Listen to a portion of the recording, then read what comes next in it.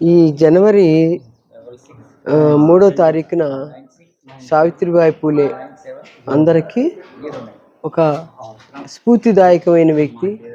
ఆమె ప్రథమ టీచరు.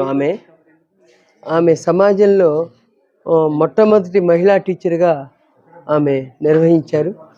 ఆ నిర్వహణకి ముఖ్య కారకులు మళ్ళీ జ్యోతిబా పూలే ఆమెను చదివించి ఆమెని ముందుకి తీసుకెళ్ళటంలో చాలా విలువైనటువంటి విషయము. బాలికల పాఠశాల పెట్టడము, బాలికల కోసం ఆమె శ్రమించడము, ఇవి చాలా విలువైన విషయము. మొన్న మానవ వికాస్ వేదిక దీనిని ఆవిష్కరించేటువంటి భాగ్యం నాకు కలిగింది.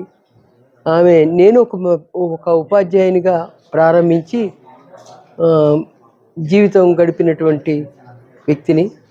సమాజంలో ఇప్పుడు ఈ రోజుకి నేను రిటైర్డ్ అయినా కానీ ఉపాధ్యాయునిగానే అనేక కుల నిర్మూలన సంఘం తరఫున గౌరవాధ్యక్షురాలుగా, అలాగే ఐ అండ్ బాడీ డోనర్స్ తరఫున గౌరవాధ్యక్షురాలుగా పనిచేస్తున్నాను. కాబట్టి ఈ యొక్క ఆమె జీవితము మనకి సుందరం రాకంటే ముందు ఆమె ప్రారంభించిన జీవితం, టీచర్ జీవితము ఎంతమందికో స్ఫూర్తిదాయకం. మహిళలకు కూడా అలాగే స్ఫూర్తిదాయకమైన జీవితాన్ని గడిపే ఆమె మా అందరికీ ఆదర్శమూర్తిగా నిలిచినందుకు మరొకసారికి ఆమెకి కృతజ్ఞతలు. Thank you.